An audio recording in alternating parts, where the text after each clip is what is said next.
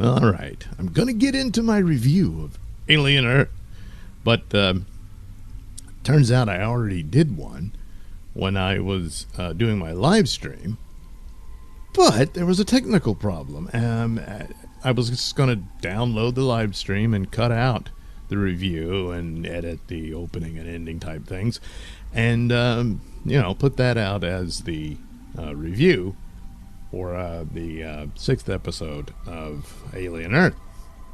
Problem is the spooky haunted spaceship background video that I use also has sound effects with it, and it overpowered the audio. Now you could still hear what I was saying, but damn, it was annoying. Now at the time, I could hear it, but it wasn't that loud and so pronounced, and I was totally unaware of this. I had the chat going, and they were asking questions and talking about stuff and that sort of thing. None of them mentioned it, and I don't know if of course it didn't vary while it was actually live and just get louder now that it's taken.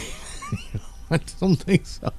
So I don't know, maybe it doesn't bother as much people, but I can't use that. I'll leave it there, but or maybe I won't. Maybe I'll cut that part out. The rest of it is a drawing stream where I drew pictures of the ladies of Pretty Antisocial, Dabbleverse YouTube channel, and Keanu Thompson drew a portrait of her for cartoon purposes, and so on and so forth. So there you go. That's what the rest of it was. But before, supposed to be my review of Alien Earth, and I just gotta take the sound effects out completely on that thing, I guess. I mean, I got the haunted house one that I do for other horror movies, but when it's a science fiction element to horror, well, I use that one, and I added this sort of drone noise to it, but it's not that loud in the tape itself, but for some reason, I mean, it was really pronounced. So whatever, let's get to it now. So right off the bat, I think it's a fine episode. It it's another one that expands the story, as episodes are wont to do, and the creatures are making their moves. One in particular, who's easily the smartest one of the batch, which is, of course, everyone's favorite, Itopus. And the scenes of that sheep watching everybody, and no one really takes it seriously because he's an evil eye in sheep's clothing. So anyway, there's a meeting between Weyland-Yutani and Prodigy with Boy Cavalier, and just showing off more of his assholery and everything. Just a snobby little bastard. But he's got him over a barrel, so that leaves, and they go through the negotiations and all that. But ultimately, Weyland-Yutani has no choice. Moro's plan's going to have to go through, and so it's on with the Boy, really, but he's a hybrid now, and he's being extorted because Moro has his mother, and was threatening to kill her if he doesn't do what he wants. So he's supposed to originally get Joe, but things unfold as it were, and the other story is they are looking for a solution to what happened to the redhead girl who had a major meltdown. Started after the trauma she suffered in the crash site when she discovered the Itopus and all that, and they were frightened by her because she's super strong and she's having all these weird delusions about being pregnant and everything. So the corporate manager, what have you, says, well, just erase her memories, reorganize her thoughts, and fix that, And of course, the husband and wife team are taken aback and a bit horrified, the husband more than the wife. And he says, hey, she's product. We can't have her flaking out when we go to the showroom in, I forget, a couple of weeks, or they're going to show off their supposed cure for death. They're going to sell immortality to people. extremely dubious if this is accurate. And I think there's enough there where they're going with my idea that this is not the soul and consciousness of these people. It's a pretty good copy of the final thoughts and feelings of these children, but the children themselves are all dead. And these are a pretty good facsimile, at least mentally, in these android bodies. But that's it. And I suppose that'll be another mind-breaking reveal to them at the end, or some sort of resolution like that. But meanwhile, the critters, oh boy, well, they're in the lab and everything. And one of the guys, he wants to be called Isaac, but they called him Toodles. And he's sent to go make sure the animals are fed and all that sort of stuff. And oh boy, there's a little problem, and he screws up. And one of the creatures that we didn't know much about, we finally got a good look at them. Turns out they're big flies, and they spit acidic goo. A lot of it's just like, it's not just the xenomorph, acid for blood, or in this case spit, or maybe it's like the fly from the Jeff Goldblum movie, where the fly just spits its gut acid out and it burns right through you, and well, guess what it does? Yeah, so this sets up the situation for the extorted boy and the victim he needs to do the will of Morrow, and it plays out as you might expect, and also sets up pretty much all hell's about to break loose as he makes his escape with his package for Morrow. But oh boy, the rest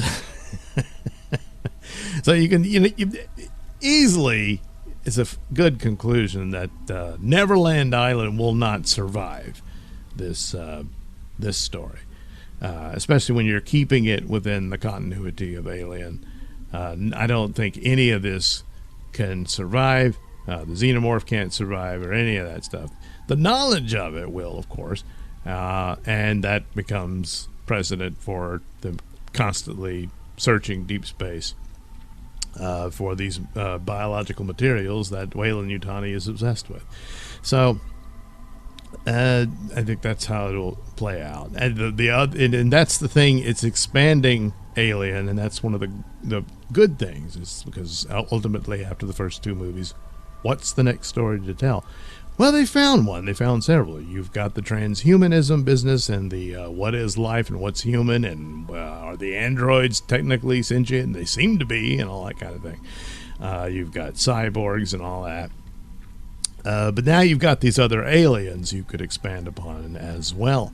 I don't know. If they want to keep doing seasons of the show, they could do that.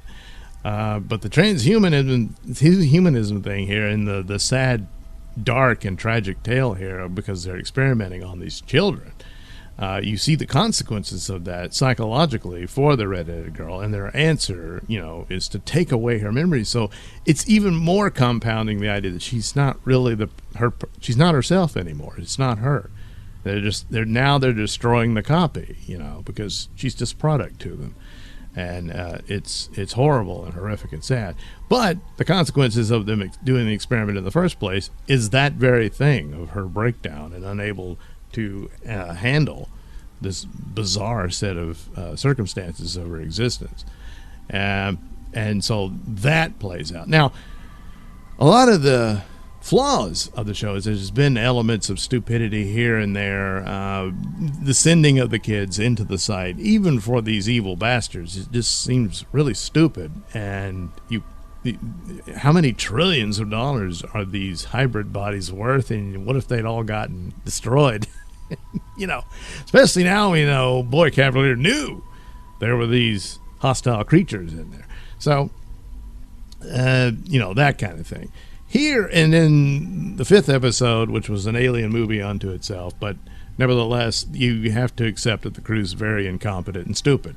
It was a bit too much when it was the doctors forgetting to put on masks when they're cutting open a guy infected with parasites.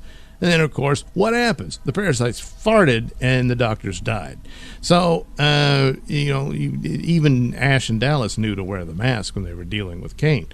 These guys, well, they're just stupid. But you can also, as I thought, is explain this, is that it's hard to find good help when the price is, it's good money, but you got to lose 60 years of your life so everybody you know is dead by the time you get back home to spend your money. So, a lot of people opt, I'll find something else to do. And so now you get these dregs, So there you go. That kind of explains that one. Here you have, they do this, creepy erasing of memory and stuff, then just send her back. And, of course, Wendy talks to her and is stunned that she doesn't remember the crash site and stuff, which was just a couple of days ago, Well, she's having a bad reaction to that. So the templates of her personality are still there. So anything that's going to trouble her, she's going to have difficulty dealing with. So you really didn't solve anything, but they didn't prepare for it. The out is that there's a lot they just don't know. They're, these are the guinea pigs. Let's see if this works.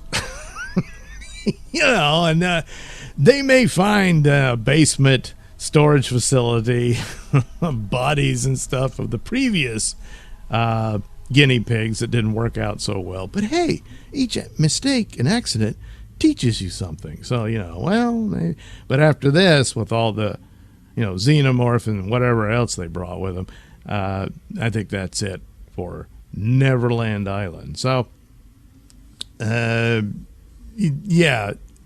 the out for that one, even though it's really stupid to just hand her over to the other kids who do remember finding the critters and all that stuff. So, So anyway, but the overall plot and stuff is very much on its way and running. And so far, so good. It can go very south very quickly. Again, must acknowledge its flaws. But so far, so good, and it's quite possible this could be a distant third good follow-up. Well, I guess it's kind of an in-between, or no, a prequel, whatever, but follow-up to the first great classic Alien films. There's only been two, the first and second. Since then, really nothing. Romulus, I guess, was the best of the failed, and I see them all as failures, sequels. But with Alien Earth, it might have to take its place as a distant fourth. So, we'll see. Hopefully they don't jump the xenomorph, but that remains to be seen.